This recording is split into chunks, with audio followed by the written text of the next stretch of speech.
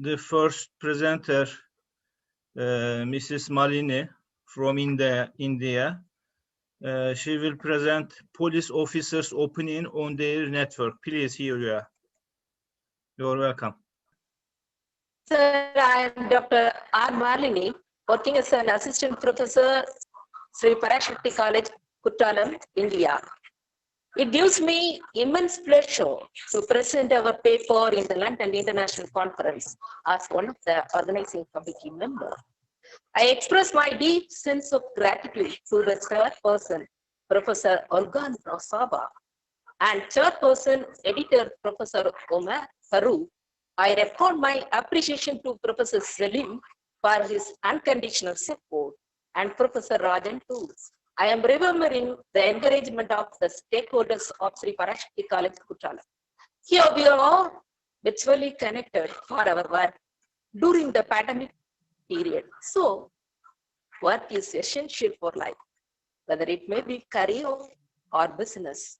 On an average, we spend 12 hours daily for work, and it is the 1/3 of our entire life. The work environment leads to satisfactions or stress to the employees. The police officers are not an exception to this. Police officers generally have to deal with complex problems like murder, mugging, and robbery.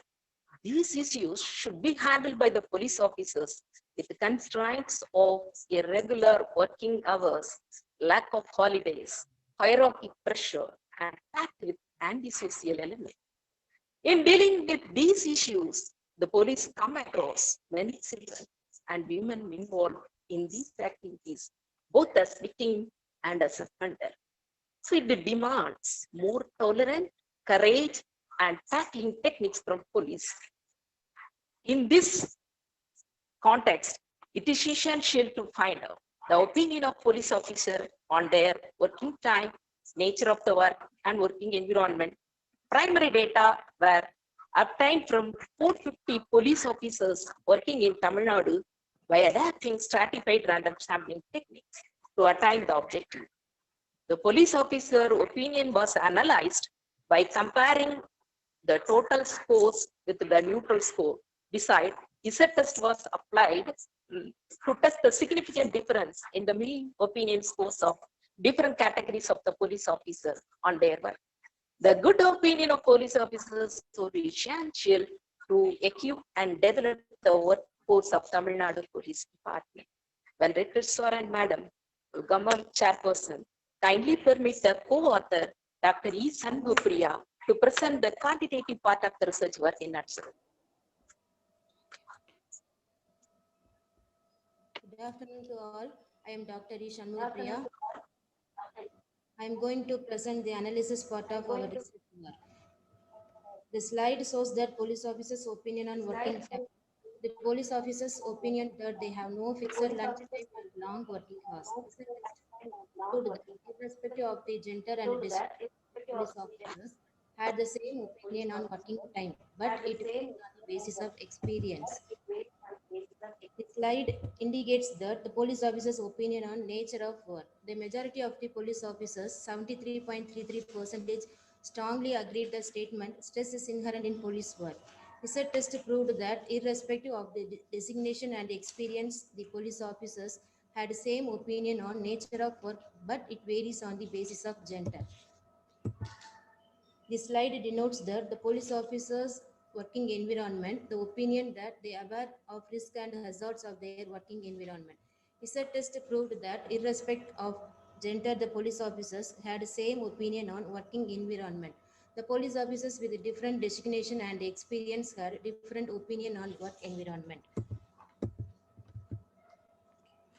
Findings of this study is highlighted here.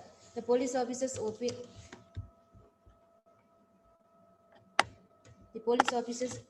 that they have no fixed lunchtime working hours. The majority of the police officers, 73.33%, strongly agreed the statement is stress is inherent in police work.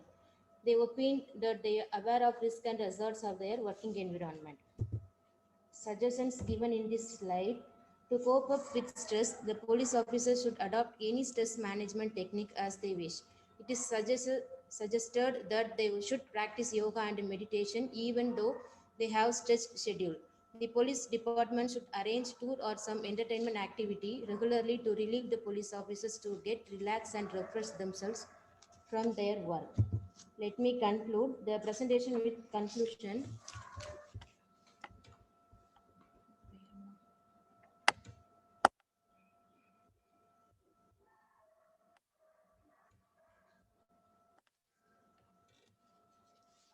Job stress in all sorts of jobs. Stress among the police officials is common across all the police force of the world.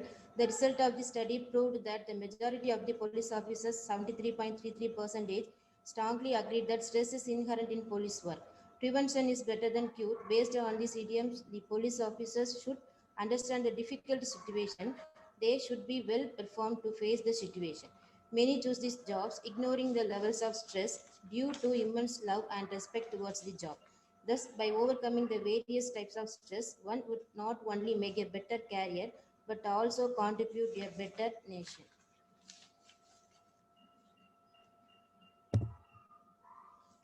Thank you. Do you have any questions for her presentation? Yes, can I ask Kamal Farouk? Yeah? Please. Yeah, thank you very much for very interesting presentation. I have a question concerning what should be done to improve police officers' environment, except what it has been said in the presentation. What else? In order to decrease this stress for police officers. Thank you.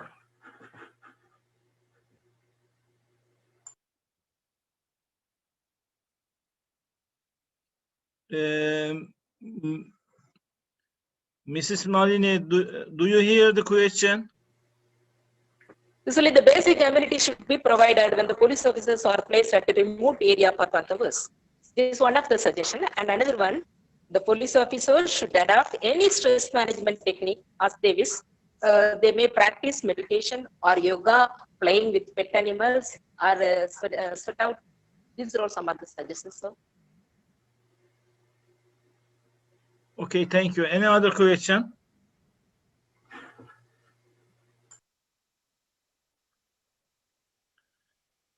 Okay, I think there is no extra question.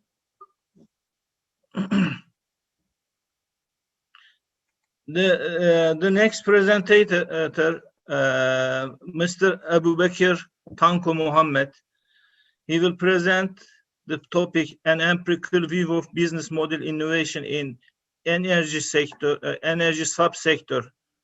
It is an example of Nigeria. Mr. Mohammed, please go on. Okay.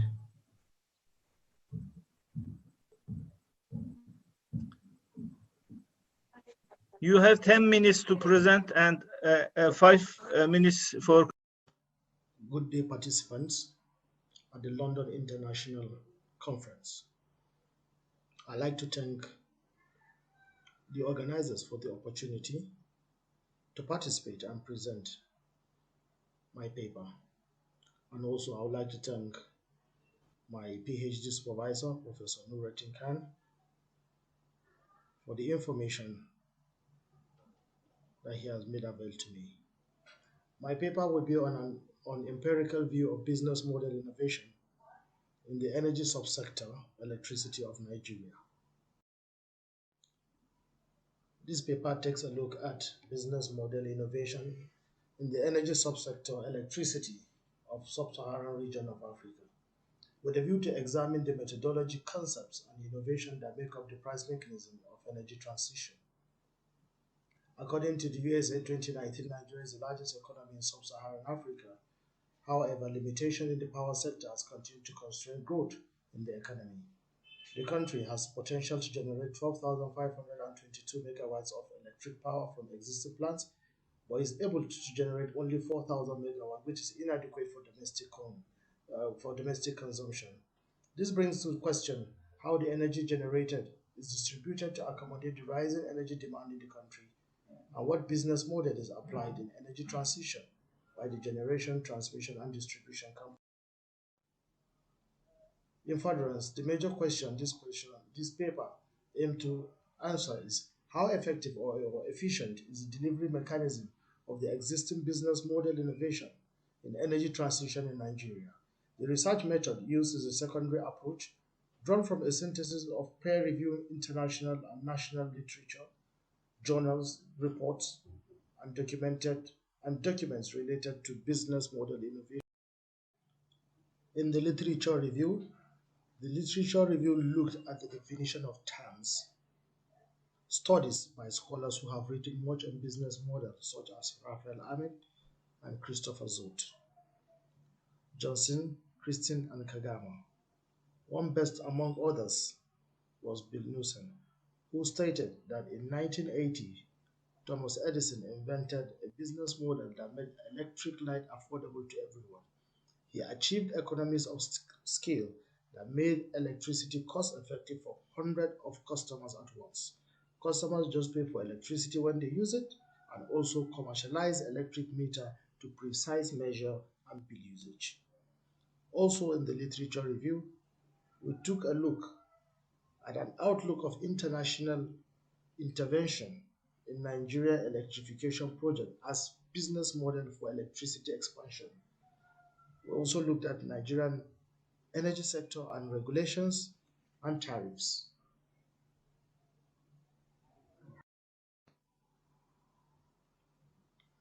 And a second look was given to energy tariff business model in Nigeria. Nigerian Electricity Regulatory Commission multi-year tariff business model is the model currently used in Nigeria. The MYTO methodology uses a building block approach in setting transmission and distribution tariffs, providing the benefit of both price cap and incentive-based regulation.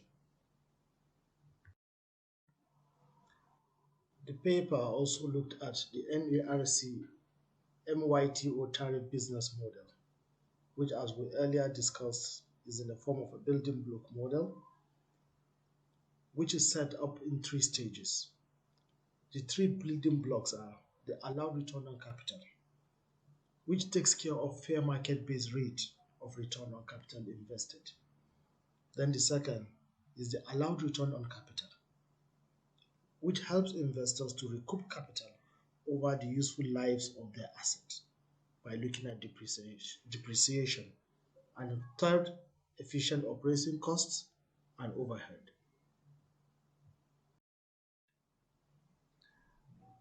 Generation tariff is determined using a benchmark long-run marginal cost of the most economically efficient new entrant. This offers a transparent framework for determining electricity tariff that engender legitimacy and acceptance by providing for clear disaggregation and determination of necessary operating costs and overheads and reasonable return on investment. This pictorial concept shows how the NARC MYTO business model works, as we discussed in the previous slide.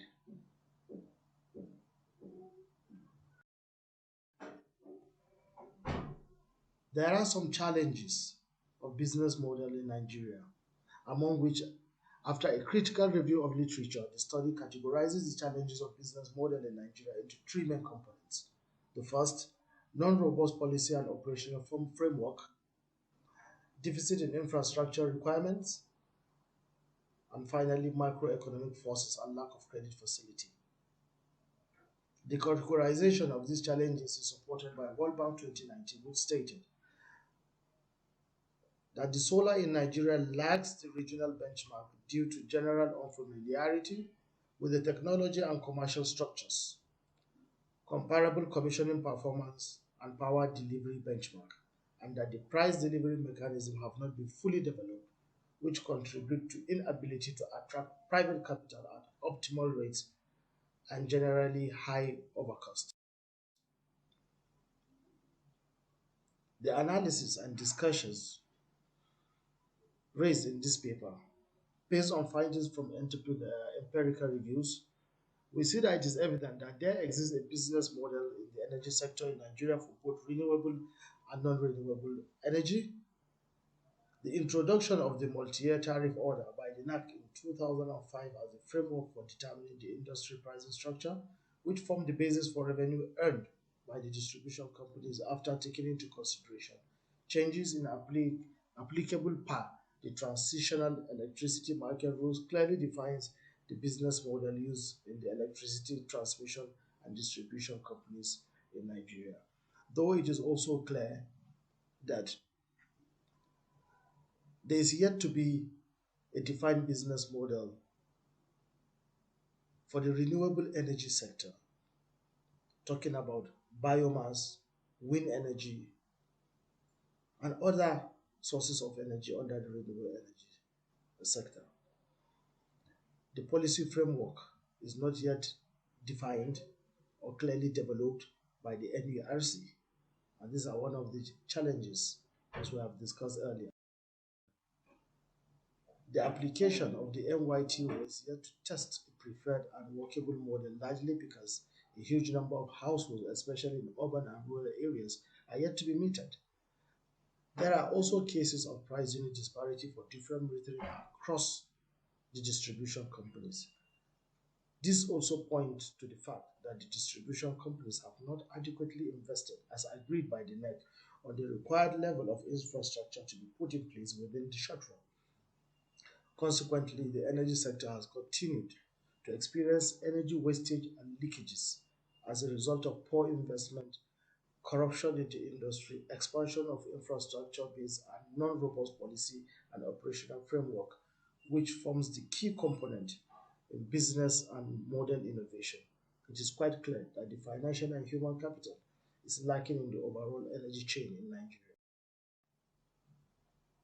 We here recommend to the government that the Nigerian government should review or develop a new policy document that meets international standards, providing price delivery mechanism that will enable investors develop business models inclusive of price cap and incentive-based regulation for both renewable and non-renewable energy.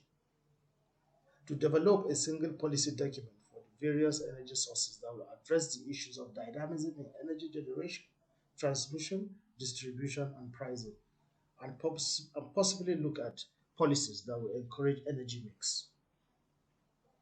The government should channel substantial resources to technological development, research and development in the energy sector, and ensure that only companies that have competence and capacity in the sector are allowed to participate in the process of bidding, of privatization, process of bidding and awards of energy licenses.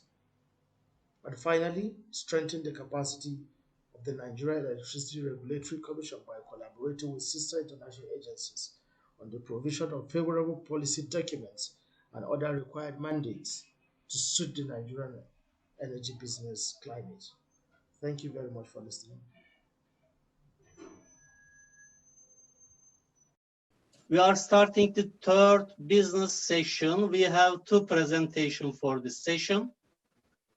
First topic is attitude of the top scorers towards societal cancer.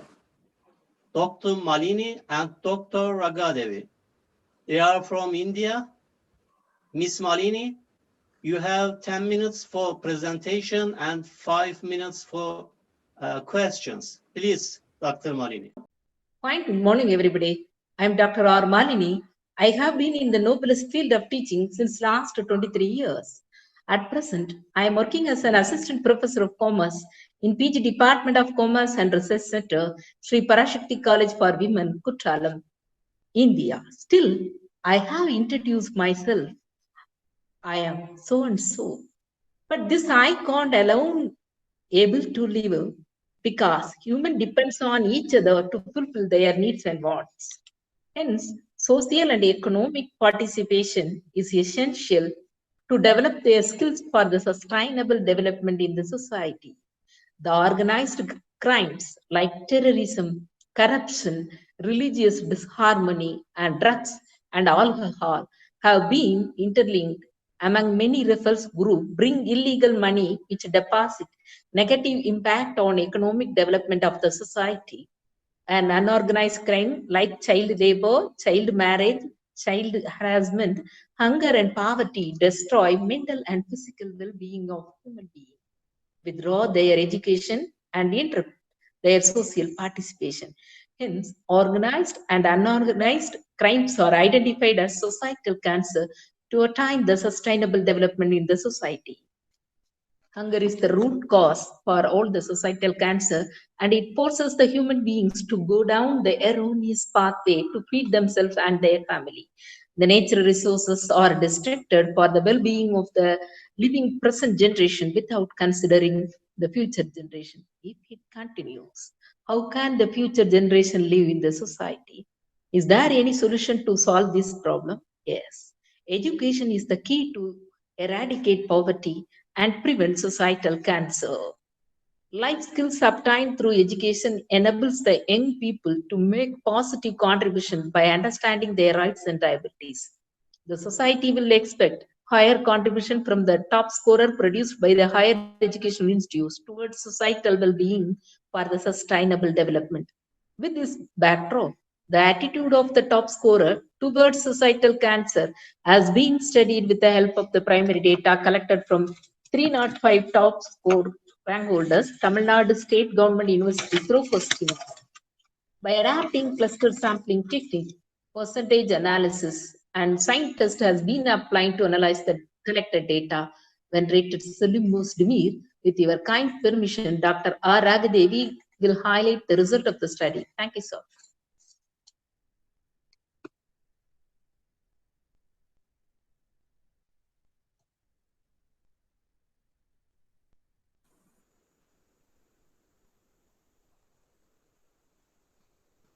Good morning to all. I am Dr. Raghadevi, working as an assistant professor of commerce at Sri Parashakti College for Women, Kutralam, India. I am going to present the analysis part of our research work. Let me continue our presentation with the hypothesis of the study. The hypothesis is there is no significant difference in the attitude of the top scorers towards societal cancer. The next slide exhibits the findings of the study. Percentage analysis and scientists were used to test the hypothesis. The percentage analysis disclosed that majority of the top scorers expressed their opinion against hunger and poverty, which is a positive sign to eradicate poverty and crime, as hunger and poverty is the base for all mishaps in the society. 95.74% respondents were against water wastage and poor sanitation. More than 90% of the respondents were against child and women harassment and child marriage. It indicates that they are ready to safeguard women and children.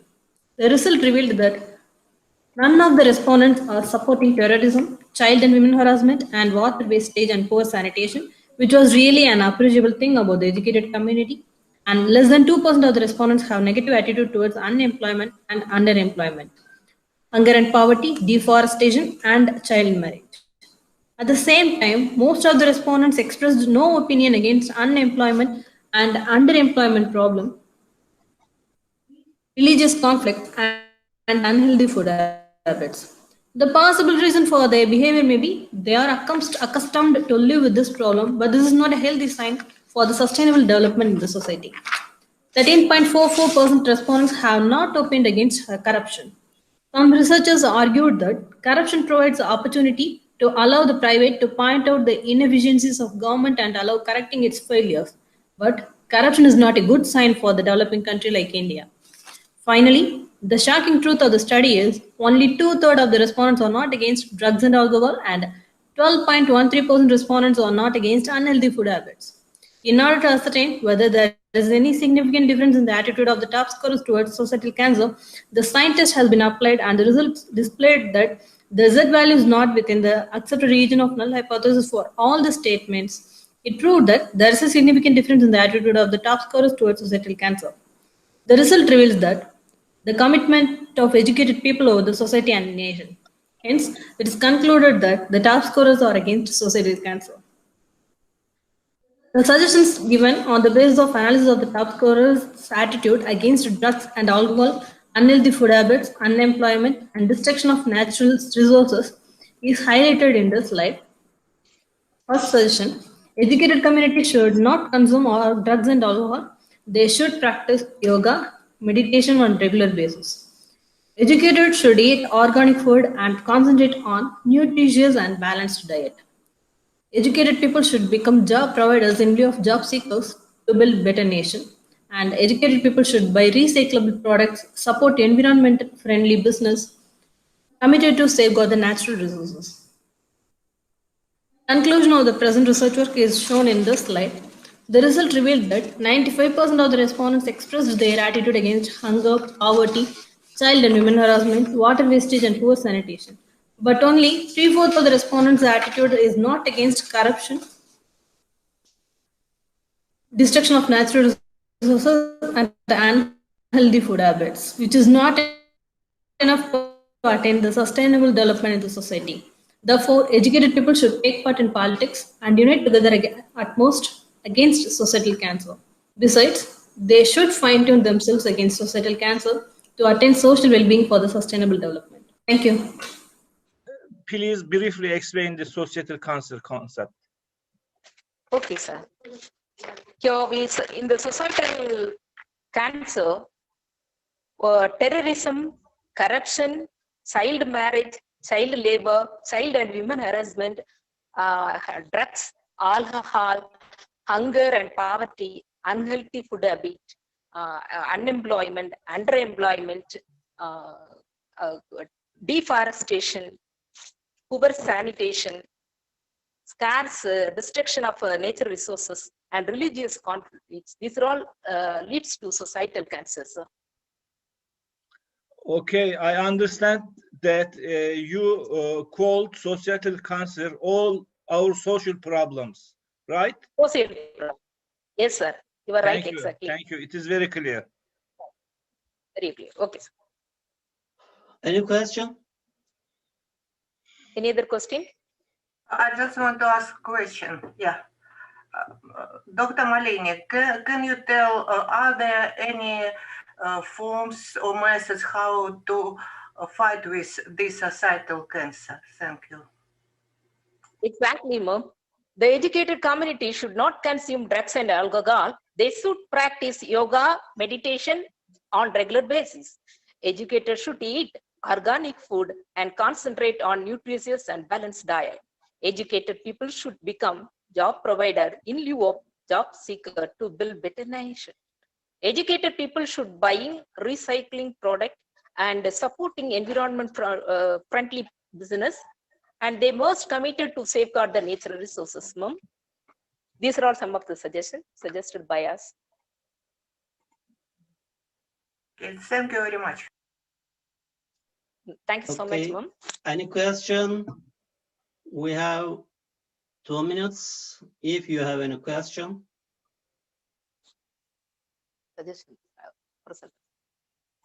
Okay, it was great. Thank you very much. Dr. Malini and Dr. Raghadevi, thank you.